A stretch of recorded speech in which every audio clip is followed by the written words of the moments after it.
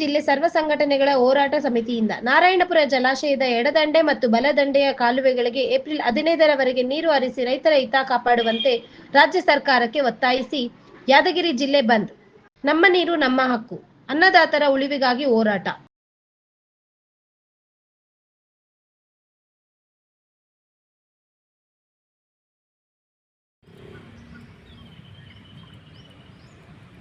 ಕರ್ನಾಟಕ ರಕ್ಷಣಾ ವೇದಿಕೆಗೆ, ಕರ್ನಾಟಕ ರಕ್ಷಣಾ ವೇದಿಕೆಗೆ,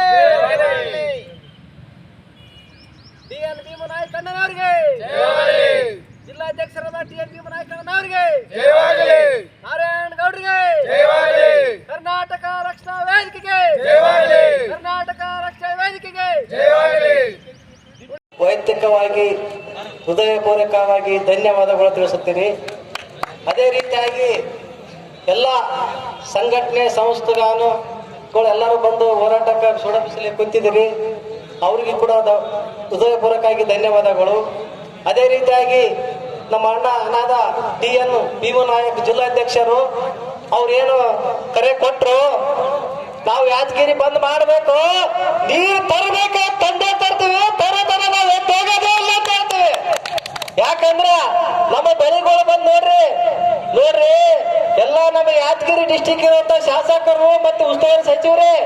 ಯಾಕಂದ್ರ ನಮಗ ಕಷ್ಟ ಬಾಳ ಬಂದದ, ಹೊಲಗಳು ಎಲ್ಲ ಒಣಗಿ ಮುಳಕತ್ತವ, ಕೈಗೆ ಬಂದ ತುತ್ತು ಬಾಯಿಗೆ ಬರ್ಲಾದಾಗದ.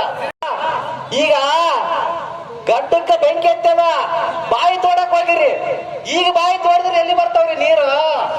ಶಾಸಕರೇ, ನಾವ್ ಒಂದು ಮಾತು ಹೇಳ್ತೀರಿ ಕೇಳ್ರಿ.